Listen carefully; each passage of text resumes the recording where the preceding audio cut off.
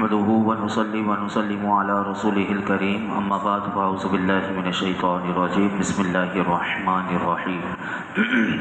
وقالوا نحن اكثر اموالا واولادا وما نحن بمعذبين، اور انہوں نے کہا ہم مال اور اولاد میں بڑھ کر ہیں اور ہمیں عذاب نہیں دیا جائے گا۔ گزشتہ کل آپ نے سماعت کیا تھا کہ اللہ تعالیٰ نے خوشحال لوگوں کے بارے میں بتایا تھا کہ اپنے نبی کو بتایا کہ محبوب یہ خوشحال لوگ ہی، انہوں نے ہی ہمیشہ اپنے نبیوں کو یہ کہا کہ تم جس ہدایت کے ساتھ بھیجے گئے ہو ہم اس کے منکر ہیں۔ آج انہی مالداروں کا اور کافروں کا، مالدار کافروں کے ایک باطل گمان کو اللہ نے اس آیت میں بیان کیا اور فرمایا کہ ان کافروں نے یہ کہا کہ ہمارے اعمال اور افعال اللہ کو پسند ہیں، کیونکہ اگر وہ ہمارے اعمال سے راضی نہ ہوتا تو دنیا میں ہمیں اتنا مال اور اولاد عطا نہ کرتا۔ یہ آج بھی کانسیپٹ ہے حرام کمانے والوں کا بھی، اور ایسے بعض لوگ پائے جاتے ہیں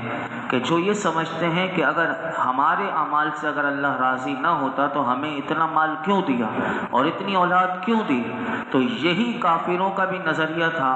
یہ باطل گمان تھا۔ تو فرمایا کہ اور یہ بھی آگے بڑھ کر کہتے تھے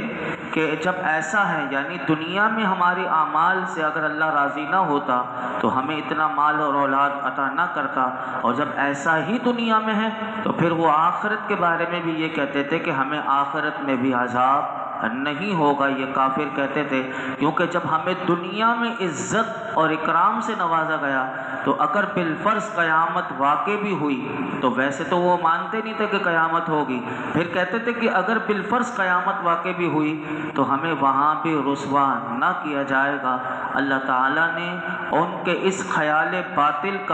کو ابطال فرما دیا کہ آخرت کے ثواب کو دنیا کی معیشت پر قیاس کرنا یہ غلط ہے، تو بتا دیا۔ آگے اب سنیے کہ وہ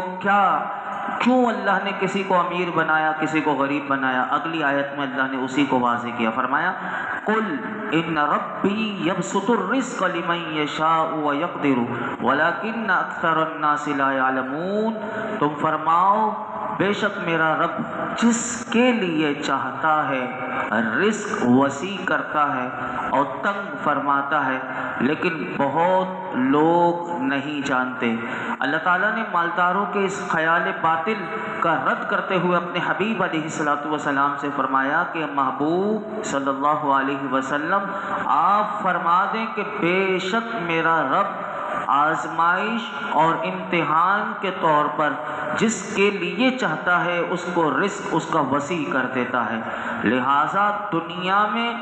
مال اور دولت، عیش و عشرت کی کثرت یہ اللہ کی رضا کی دلیل نہیں ہے، اور یہ بھی سن لو کہ ایسے ہی اگر مال و دولت کی تنگی ہے تو یہ اللہ کی ناراضگی کی دلیل نہیں ہے۔ یہ اس کی حکمت ہے کہ کبھی وہ گناہگار کو مال و دولت کی وسعت کر دیتا ہے اس پر، اور کبھی اپنے ہی فرما بردار پر تنگی کر دیتا ہے۔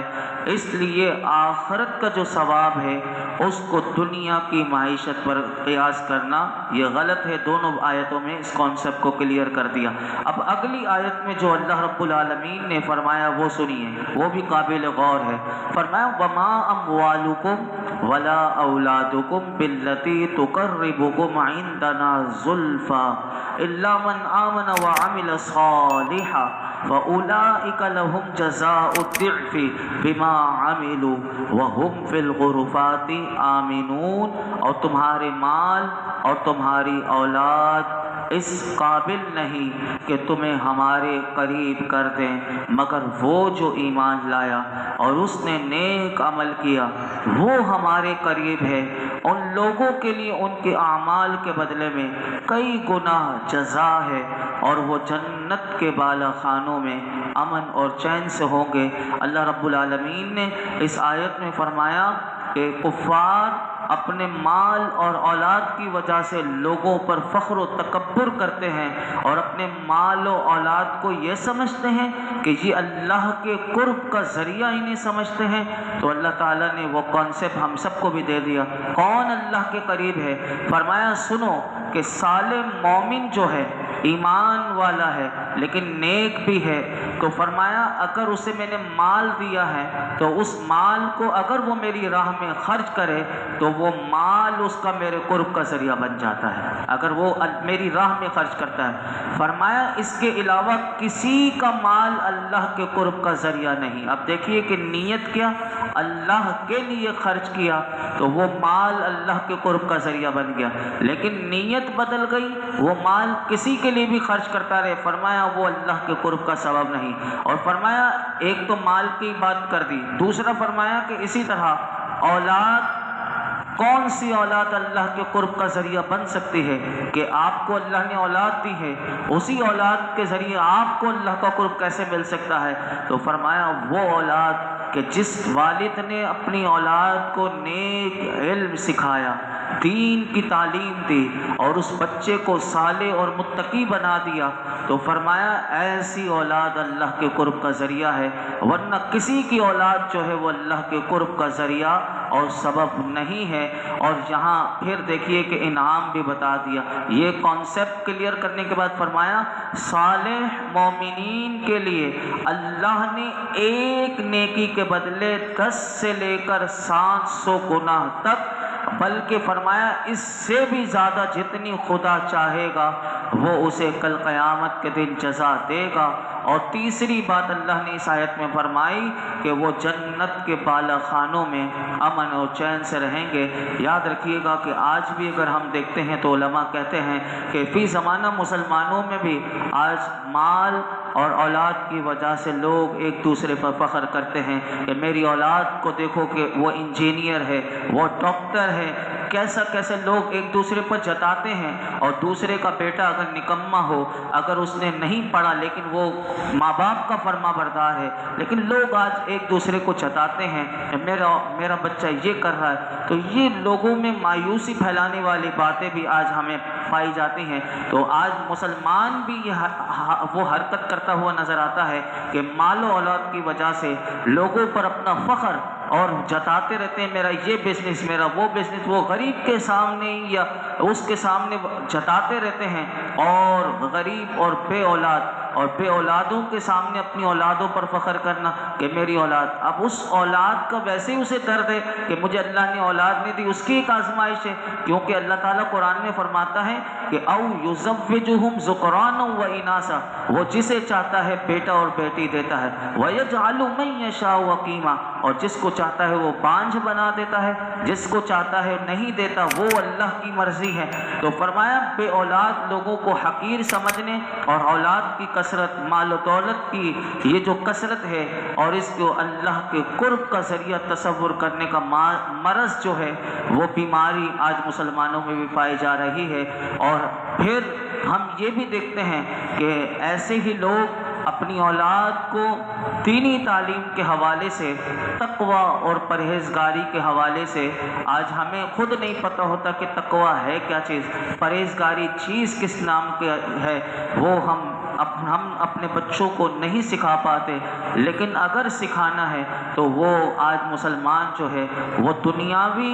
علوم اور فنون کی تربیت میں بھرپور توجہ دیتے ہوئے آج ہمیں نظر آتے ہیں۔ وہی والدین جو اپنے بچوں کو صبح فجر کی نماز میں لے کر خود بھی مسجد میں نہیں آتے، لیکن وہی والدین اپنے بچوں کو بڑے ایکوریٹ ٹائم پہ صبح 7 بجے اگر وین ہے یا انہیں چھوڑنے جانا ہے تو بالکل الارم بھی فکس اور اٹھ کر وقت سے پہلے اسے اسکول، کالج، یونیورسٹی میں اپنے بچوں کو پہنچاتے ہوئے نظر آتے ہیں۔ لیکن کاش کہ ایسے ہی مسلمان اپنے بچوں کو نمازوں کی طرف، دین کی طرف بھی لاتے۔ اب سنیے قرآن کیا کہتا ہے۔ اللہ تعالیٰ اسی بات کو سورہ مومنون میں بھی فرماتا، اَيَحْسَبُونَ، کیا یہ خیال کر رہے ہیں، انما نمدہم بہ اَيَحْسَبُونَ انما نمدہم بہ من مال و بنین نسارع لہم فی الخیرات بل لا یشعرون۔ فرمایا کہ وہ جو ہم مال اور بیٹوں کے ساتھ ان کی مدد کر رہے ہیں تو یہ ہم ان کے لیے بھلائی میں جلدی کر رہے ہیں، بلکہ فرمایا انہیں خبر ہی نہیں، اور فرمایا سنو کہ یہ جو مال و اولاد ہے یہ کیا ہے؟ فرمایا وَاعْلَمُوا، جان لو، انما اموالکم واولادکم فتنہ، کہ فرمایا کہ تمہارے مال اور تمہاری اولاد تمہارے لیے ایک امتحان ہے، لیکن سنو اسی امتحان میں تم کامیاب کیسے ہوگے؟ وَأَنَّ اللَّهَ عِندَهُ أَجْرٌ عَظِيمٌ، کہ سنو کہ یہ اللہ کے پاس بڑا ثواب ہے۔ اگر اسی مال اور اولاد کو اللہ کے لیے، اگر تم نے دین کے لیے اور اللہ کے لیے تم نے مال کو خرچ کیا تو تمہیں پھر قیامت کے دن بہت بڑا ثواب ملے گا۔ ایک حدیث پاک بیان کر کے میں آگے بڑھتا ہوں۔ حضرت ابو ہریرہ رضی اللہ تعالی عنہ سے روایت ہے کہ رسول اللہ صلی اللہ علیہ وسلم نے ارشاد فرمایا، اللہ تمہاری صورتوں اور تمہارے مال و دولت کی طرف نہیں دیکھتا۔ آج ہم انہی چیزوں کو بنانے میں لگے ہوئے ہیں۔ میرے آقا فرماتے ہیں اللہ تمہارے مال اور تمہاری صورتوں کی طرف، مال و دولت اور تمہاری صورتوں کی طرف نہیں دیکھتا، بلکہ وہ کس چیز کی طرف دیکھتا ہے تو میرے آقا نے بتا دیا، البتہ وہ تمہارے دلوں کو اور تمہارے اعمال کو دیکھتا ہے۔ یہ اللہ دیکھتا ہے، یعنی دل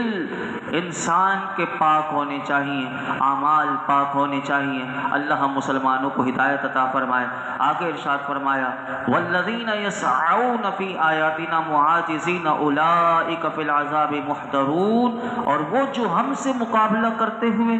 ہماری آیتوں کو جھٹلانے میں کوشش کرتے ہیں وہ عذاب میں حاضر کیے جائیں گے۔ اللہ رب العالمین نے ارشاد فرمایا کہ وہ لوگ کہ جو قرآن کریم پر زبان طعن کھولتے ہیں اور یہ گمان کرتے ہیں کہ اپنی ان باطل کاریوں سے وہ لوگوں کو ایمان لانے سے روک دیں گے، اور ان کا یہ مکر و فریب اسلام کے حق میں چل جائے گا اور وہ ہمارے عذاب سے بچ رہیں گے، کیونکہ ان کا اعتقاد یعنی